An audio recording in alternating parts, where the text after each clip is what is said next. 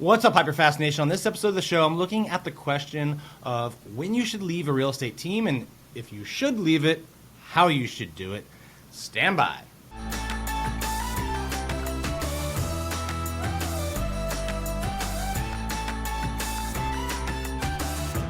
All right, so if you've listened to my show in the past, or if you know anything about the real estate team that Carrie Scholl and I have built, I think for many agents, joining a team up front can be a great way to launch your success, right? We all know that in the first 5 years, nearly 90% of all new real estate agents do not make it. Those numbers are much better if you join a team, specifically a team that can give you leads, training, and support.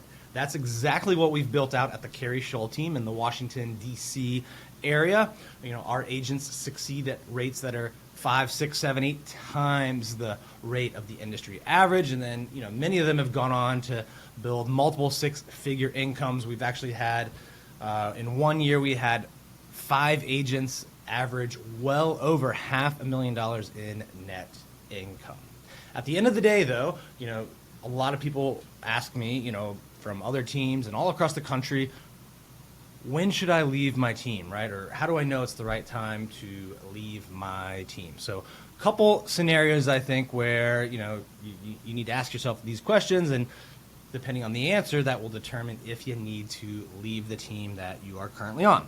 So number one, if the majority of the business you are doing, the majority of the closings you are doing is coming from your own center of influence, your own lead generation. Like, in other words, you know, if you look at the last 12 months of your business and 20% is from the team, 80% is from, you know, you probably want to leave, right? If that number's 50-50, well, you know, you kind of got to run the numbers and see what it would look like if, you know, you just did the 50% and that other 50 went away, and what it would look like on a different splits. And we'll get into brokerage choice and, you know, later on in this podcast, and, you know, what the implications of what that is and how that's different, you know, than being on a team. Because a lot of people kind of conflate the two, and, you know, they just assume that team and brokerage is the same thing, especially if they've never really looked at it, right? If they just joined a team initially and couldn't be, you know, the reality is much different than that. So if the majority of the business is coming from yourself, if that's one scenario, right, where it might make sense to leave. Another scenario is if the team is having a decline in leads, leadership, support, training, right? If you're not getting really great training, if you're not getting good lead flow, if you're not getting great support, then it might be time to consider looking at other options. If the growth, right, if the growth opportunities that you have on the team are limited, then you might want to consider something else, right? This is why on our team, by the way, we built out a system where if you were closing 24 to 30 deals a year, you know, we hired you a partner agent, right? If with that partner agent you got up to 40 or 50, we would hire another, right? So we built out this concept of mini teams within a team, and, you know, people went on to have $500,000 net incomes with that, and they didn't have to worry about the hiring, they didn't have to worry about the training, they got a lot of support in that area. So if you don't have like those kinds of growth opportunities on your team, and if you don't have growth opportunities beyond that, right, which is, we'll get into this again later when we look at broker choice, but this is a big reason why last year we moved our brokerage to eXp Realty, right? Because when you're at eXp Realty, you have the opportunity to build revenue share by sponsoring agents, and your organization can, you know, be in multiple states, it can be multiple countries, right? And in just a few months at eXp, Carrie and I have gone to well over 100 agents, 13 different states, and our agents now, our members of our team, have that same opportunity. They can sponsor agents and build out their own organizations that will deliver them income that is non-transactional to them. So if you don't have growth opportunities within the team and beyond, you might want to consider a different scenario. And then finally, the last kind of scenario where you might not want to be on a team is if you want to work less. And we've had this happen before too, where agents are super successful, they get a lot of deals, and then they tap out, they don't want more business, their life scenario changes, right? Their partner gets a raise, they want to have kids, they need to move to a different area, whatever the reason, right? They cannot put the time into the team anymore, right? They cannot service the leads, they cannot service the opportunities. So if that comes up, you may be better off, on your own as a referral agent or a partner agent. So you have to look at all of those factors and determine if the team is still meeting your needs the best. If not, right, and you're ready to go out on your own, well, the next choice you got to look at is brokerage, right? What do you want in a brokerage? I think the most important thing when you're starting out is to find a brokerage that is going to keep your expenses low, right? So you need to find a capped model, because if you succeed, if you're selling, millions and millions of dollars of real estate, you don't want to be in a scenario where you're paying a broker an unlimited amount.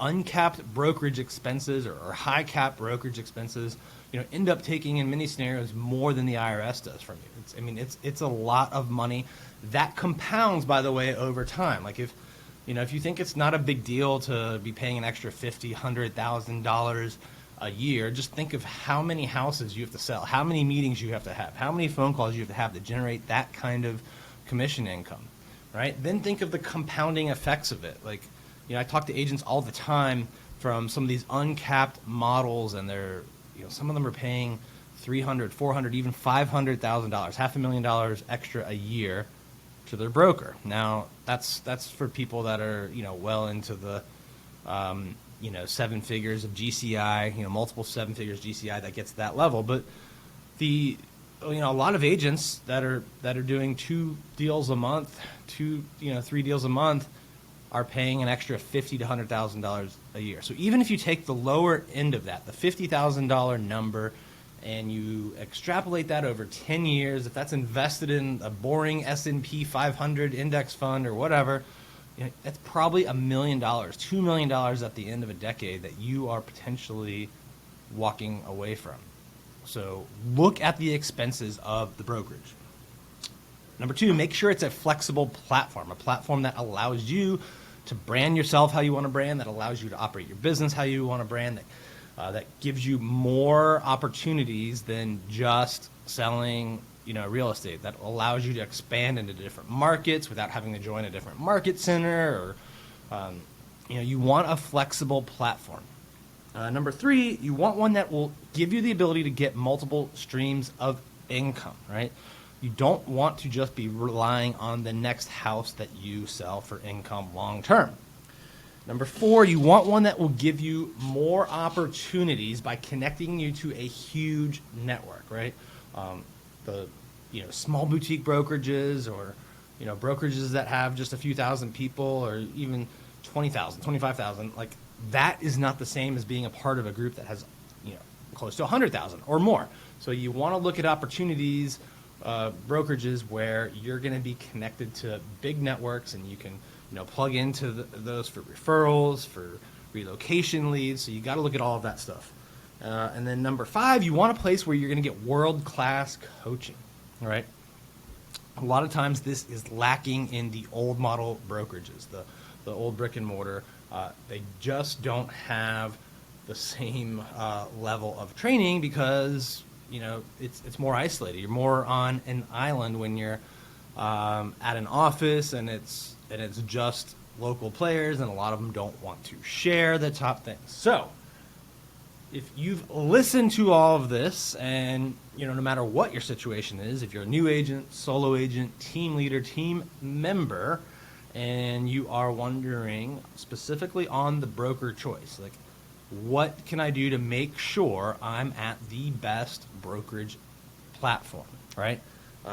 I can't think of a better option than eXp Realty. Carrie and I have been at multiple national brokerages. We've run a boutique brokerage in the DC area for 8 years. That was one of the top independents. We took our business over to eXp Realty because we wanted to provide more growth opportunities for our team members, right? Because they can build revenue share. They can get stock awards and become owners in the company. I mean, we can do all that stuff too, but we wanted to make sure that our team members could, and that the people that we've sponsored in multiple other states can, right?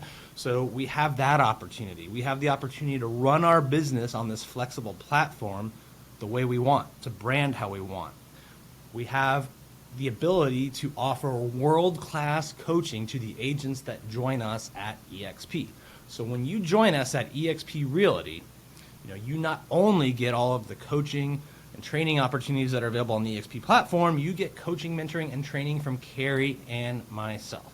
So if you are ready to join EXP Realty and want to be sponsored by Carrie and myself, send me a text message at 703-638-4393. Again, that's 703-638-4393. And thank you for tuning in to the show.